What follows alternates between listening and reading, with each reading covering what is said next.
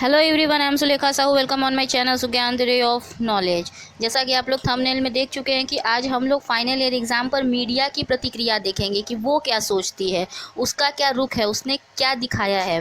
तो आइए आज हम ये देखेंगे, मगर उसके पहले अगर आप चैनल पर नए हैं तो चैनल को सब्सक्राइब करके बेल आइकन ऑल कैटेगरी में ज़रूर प्रेस कर दें ताकि आपसे एक भी अपडेट मिस ना हो। तो चलिए वीडियो शुरू करते हैं। यूनिवर्सिटी के फाइनल ईयर के छात्र भी नीट और जेई के छात्रों की तरह परेशान हैं। कोरोना के संक्रमण के डर से नहीं चाहते कि परीक्षा हो।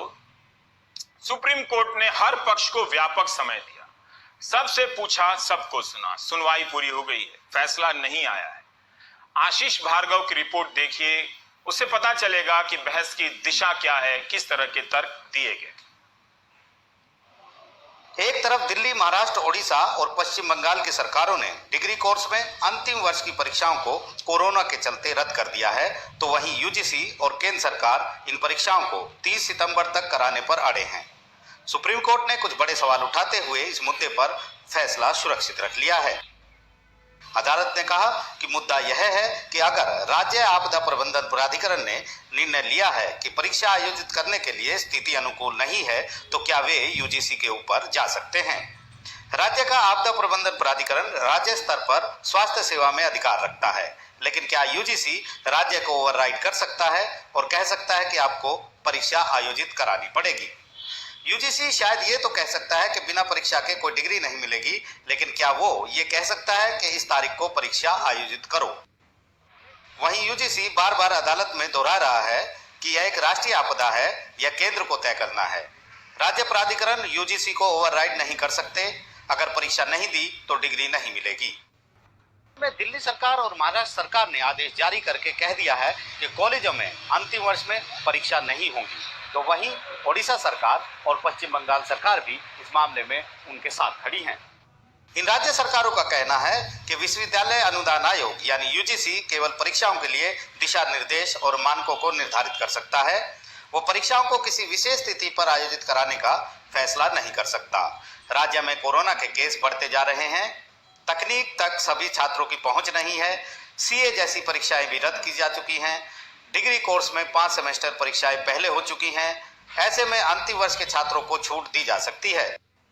हालांकि ये मामला यूजीसी और राज्य सरकारों के अधिकार क्षेत्र का है, लेकिन अब इस मामले में राजनीति भी शुरू हो चुकी है। यूजीसी की ओर से सुप्रीम कोर्ट में महाराष्ट्र सरकार पर राजनीति करने का आरोप लगाया गया। यूजीसी की ओर से सॉलिसिटर जनरल तुषार मेहता ने कहा कि राज्य सरकार यह नहीं कह सकती कि परीक्षा आयोजित ना करें। अधिक से अधिक राज्य सरकार ये कह सकती है कि परीक्षा की तारीख आगे बढ़ा दी जाए। महाराष्ट्र सरकार ने मई में विशेषज्ञ पैनल की बैठक की थी। इस बैठक में फैसला लिया गया कि पहले और दूसरे वर्ष के छात्रों को पास किया जा सकता है, लेकिन अंतिम परीक्षा जरूरी है।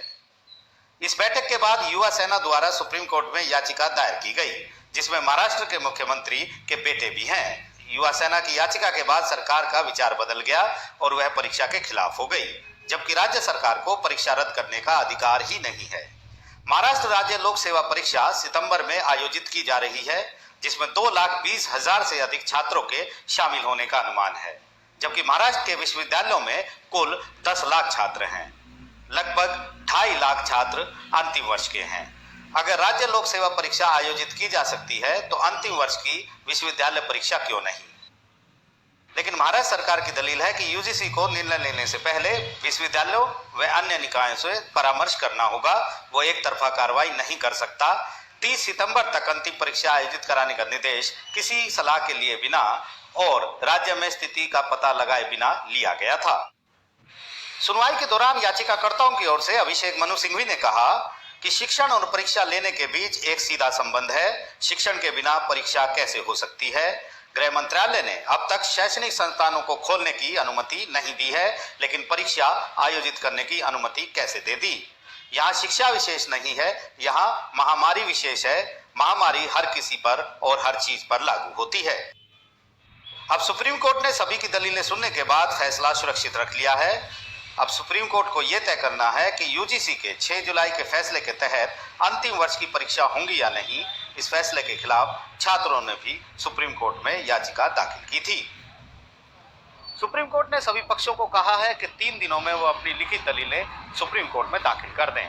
जाहिर है सुप्रीम कोर्ट का एक बड़ा फैसला आएगा जो न केवल इन छात्रों का भविष्य तय करेगा बल्कि साथ ही केंद्र सरकार और राज्यों के अधिकार क्षेत्र पर लक्ष्मण रेखा भी खींचेगा। नई दिल्ली से आशीष भार्गव, एनडीटीवी इंडिया। अब आप देखिए कि इसी सुप्रीम कोर्ट से नीट और जेई के बारे में फैसला आया है कि प्रवेश परीक्षा होगी। क्या इसी सुप्रीम कोर्ट से यह भी फैसला आ सकता है कि जो फाइनल ईयर के छात्र हैं यूजीसी के नियम के तहत उनकी परीक्षा नहीं होगी। कई तरह की परिस्थितियां हर फैसले की अलग अलग होती हैं। अगर कॉमन बात है कोरोना, तो इंतजार कीजिए कि क्या फैसला आता है। क्या एक को राहत मिलेगी, एक को इम्तिहान देना होगा। Thank you so much for watching my channel. Stay tuned until the next video. Take care all of you. Bye bye.